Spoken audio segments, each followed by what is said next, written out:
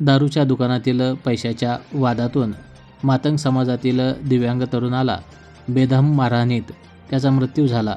याच तरुणाच्या कुटुंबियांना आज रिपब्लिकन सेनेचे प्रदेशाध्यक्ष डॉक्टर सुशील सूर्यवंशी तसेच जिल्हाध्यक्ष पुरुषोत्तम वीर यांनी सांत्वनपर भेट दिली. यावेळी आनंदराज आंबेडकर यांना फोनद्वारे कुटुंबियांशी संवाद करून दिला.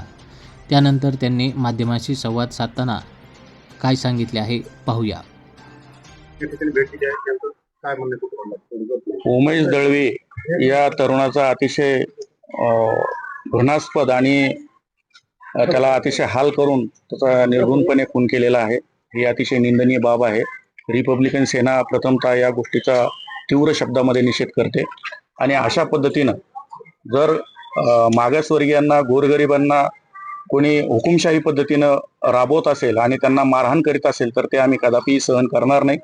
अतिशय हलाखीची परिस्थिती असलेले हे कुटुंब, आपला उदरनिर्वाह तो मुलगा रोजानं जाऊन त्यांच्याकडे काम करत होता. त्यांच्या पत्नी या दुसऱ्यांचे भांडे घासून आपल्या घराचा आणि आपल्या कुटुंबाचा उदरनिर्वाह करत होता. अशा व्यक्तींना यांच्या पाठीशी कोणी नाही असा समज करून त्यांना अशा पद्धतीनं त्यांचा अंत करणं हे अतिशय दुर्दैवी आहे. आणि पोलिसांनी जे काही त्यावरती ऍक्शन घेतलेली आहे ती मला वाटतं आणखी सक्त करण्याची किंवा कठीण करण्याची आवश्यकता आहे.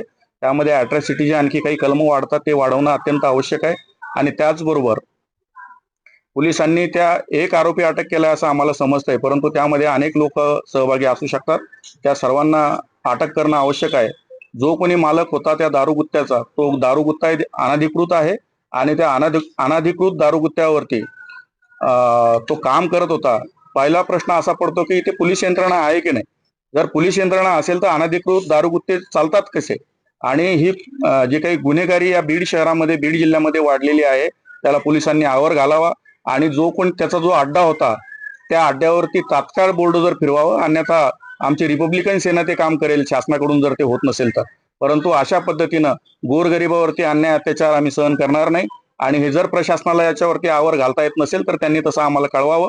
आम्ही त्यावरती आवर घालण्यासाठी आम्ही सक्षम आहोत.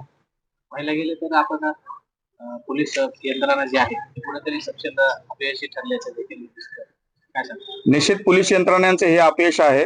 पोलीस यंत्रणा कार्यक्षम असून असं मागच्या प्रकरणाच्या नंतर लक्षात आलं होतं किंवा नवीन IPS अधिकारी जर दिले आपल्याकडे तर त्याचा काही परिणाम होईल, परंतु परिणाम उलटे दिसत आहेत. गुन्हेगारीचं प्रमाण कमी होण्याच्या ऐवजी वाढत आहे. मागे एक तरुणाला पोलीस कस्टडीमध्ये केजमध्ये त्याचा मर्डर झालेला होता. पण पोलीस यामध्ये सहभागी आहेत का असाही प्रश्न निर्माण होतो. कारण हप्ता दिल्याशिवाय जे काही प्रायव्हेट आहे किंवा अनधिकृत गुत्ते दारूचे चालतात कसे. आणि हे जर चालत होते ते पोलिसांना याची खबर मिळाली नाही का. जर ही मिळाली असेल तर त्यांनी ते बंद का केलं नाही.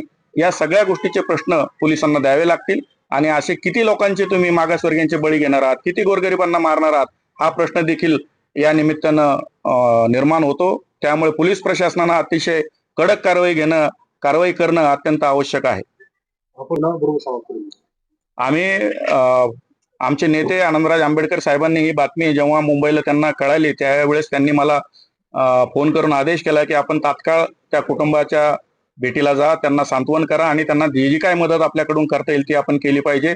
कारण जो काही समाजामध्ये होत आहे की गरिबाच्या पाठीशी कुणीच नाही, परंतु गरिबाच्या पाठीशी आंबेडकर सदैव आहेत. ज्या बाबासाहेबांना तुमचा माझा उद्धार केला त्या बाबासाहेबाच्या नातवानं आदेश दिला आणि त्या ताईच्या पाठीशी आम्ही खंबीरपणे उभा आहोत. त्यांच्या ज्या पत्नी आहेत उमेशच्या, त्यांच्याशी आम्ही भेटलो. त्यांच्या आई आहेत, त्यांचे भाऊ आहेत, त्यांच्या बहिणी आहेत. या सर्वांशी आम्ही संवाद केला. त्याचबरोबर समाज कल्याणचे जे अधिकारी आहेत त्यांच्याशी फोनद्वारे मी संपर्क केला आणि त्यांना सांगितलं की जो काही शासनाचा निधी असेल, गेलेला माणूस तर परत येणार नाही, परंतु शासनाची मदत त्यांना होणं अत्यंत आवश्यक आहे. तात्काळ त्यांनी ती मदत करावी आणि त्यांनी सांगितलं की आम्ही तात्काळ आश्वासन दिलेलं आहे की आम्ही ती मदत करू. आमचे जिल्हा अध्यक्ष तिथले ते जातील आणि त्यांच्या पुढाकाराने त्यांना ती तात्काळ मदत उपलब्ध करून देतील. आणि त्याचबरोबर पोलीस SP ज्या मॅडमकडे चार्ज आहे त्यांना माननीय आनंदराज आंबेडकर साहेबांनी देखील फोन करून आवश्यक ती मदत करण्याच्या सूचना केलेल्या आहेत. एकनाथ शिंदे ज्याप्रमाणे संतोष देशमुख कुटुंबांना मदत केली, निश्चित या कुटुंबाला मदत मिळवून देण्यासाठी आम्ही एकनाथ शिंदे साहेबांशी संपर्क करू, त्यांच्याशी पत्रव्यवहार करू आणि तसं प्रत्यक्ष भेटून देखील त्यांच्याशी मागणी करू. या कुटुंबाला न्याय देण्याची जबाबदारी निश्चित समाज माध्यम म्हणून किंवा सामाजिक कार्यकर्ते म्हणून आमची आहे. आम्ही ती पूर्ण करण्याचा प्रयत्न करू.